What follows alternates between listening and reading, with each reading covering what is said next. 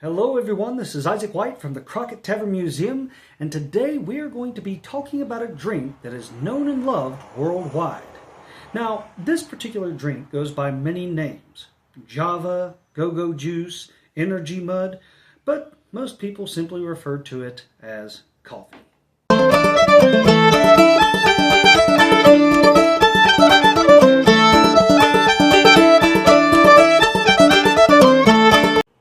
The history of coffee is one that spans many centuries and many continents, and in fact, it is believed that coffee has its origins from Ethiopia. Interestingly, we have this little legend, as it were, that gives us kind of an insight as to the origins of how coffee beans came to be discovered. There you see, there was a goat herder named Howdy who noticed that his goats were acting rather energetic after eating berries from a certain tree. He decided he would try them for himself, and when he did, he found that the berries made him feel happy. So he ended up gathering more, and he shared them with a local monastery.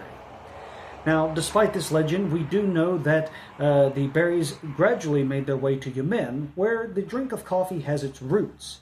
There it was to be harvested, roasted, and brewed into the strong elixir of the gods that we know and love today. But interestingly, we see that as far as coffee being consumed as a beverage, there is no evidence, historically or archaeologically speaking, that shows that coffee was being brewed or drunk at least until the 15th century in this province. But we see that by the time it was being brewed and was becoming rather commonplace, that Sufi Muslims in this area started to consume the beverage themselves. Now, they did use it in the same manner we do to get awake and stay awake, but they were doing more so for religious purposes. That being said, one of the Muslim practices, I'm not sure if it still goes on today, but we do know at the time that they were not only required to pray numerous times throughout the day, but also at night. And so, when it came time for their nighttime meditations or prayers invoking the name of their God, they would consume coffee to help them stay awake through their nightly devotions. But aside from this, we see that because it was being used for its stimulating effects, that certain conservatives in that religious group, they deemed that it was a bad drink.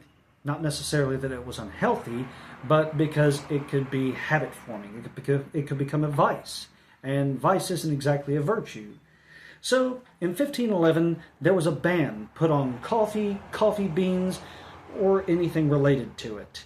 But in 1524, we see that one of the Ottoman sultans, Suleiman I, ended up repealing that ban, and when he did so, well, coffee started to flood the market again, making its way throughout the Ottoman Empire, and also we see that at this point a lot of coffee houses started to spring up.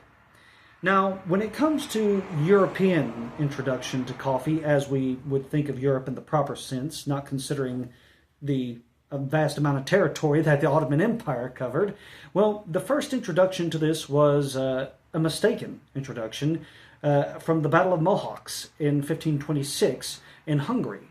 And it was there that the Hungarians ended up finding some of the coffee beans as well as ground coffee, and they tried this brew, and, well, they found it surprisingly refreshing. So, of course, needless to say, the drink spread from there.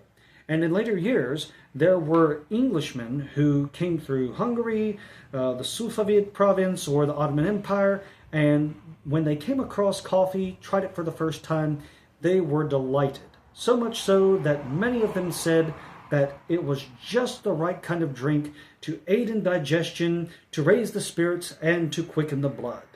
So, with such a glowing review as this, it's little wonder that coffee very quickly spread from Europe, from mainland Europe, into the British Isles, wherein we see that coffee started to be sold en masse.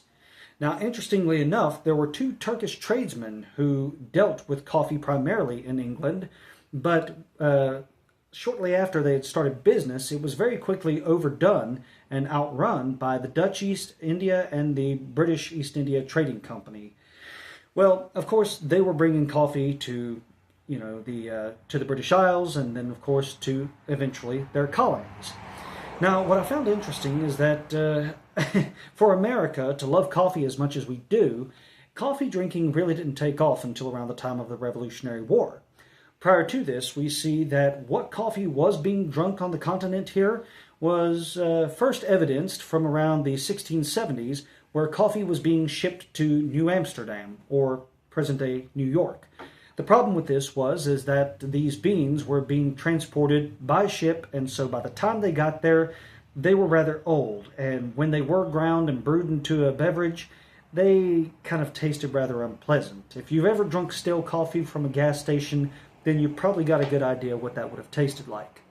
But finally, the British East India Trading Company came up with a more ingenious method and a much quicker method to ship these coffee beans to the American colonies. And from that point on, because of the quality and the freshness of said coffee beans, people started to buy it more frequently once again. Yet through it all, the main beverage of the average colonial was tea.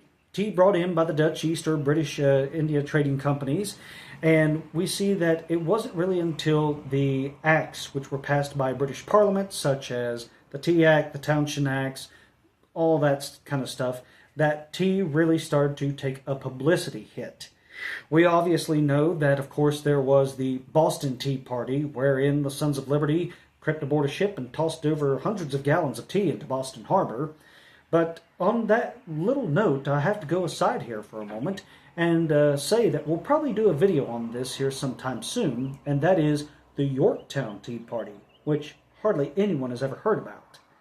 But despite whether it be a Boston or a Yorktown Tea Party, we do see that at this point, to drink tea was considered unpatriotic.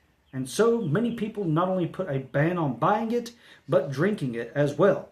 Even if you were gifted it from a friend, you, as a patriot, were bound to go ahead and get rid of that vile British brew. And ironically enough, we see that even today, the drinking of coffee is considered to be a primarily American thing, whereas tea drinking is primarily British. And there are some people who will actually joke around with you to this day that say that if you drink tea over coffee, then you are not patriotic. But I digress, because I personally like both. And at the risk of revoking my Southern card here, I will say I much prefer unsweet tea as opposed to sweet tea. I just think it's overdone. People say it's healthy, oh, well, tea's healthy, but if you put sugar in it, just kind of negates any of the health benefits, doesn't it? But that's my take on it, folks, and I'd be more than happy to hear your take on whether or not you prefer tea or coffee. And if you prefer one or the other, how do you like to take it? Milk and sugar, cream and sugar, honey? All depends on the personal preference and taste. I personally take my coffee and my tea about as strong and as black as I can get it. In fact, I like to joke that, well, I like my coffee and tea to be as black as the soul of Satan. But that's just me. Nonetheless, folks, I'm going to quit rambling on here because we see that by the time the American Revolution was coming to its close, that British Parliament had started to repeal some of their taxation acts on tea. But unfortunately, the damage was already done, and coffee had firmly cemented itself in the minds of Americans as the patriotic beverage of choice. Interestingly enough, though, as in the wake of last week's video, we do see that tea, although it went down for quite some time, has come back to rise again.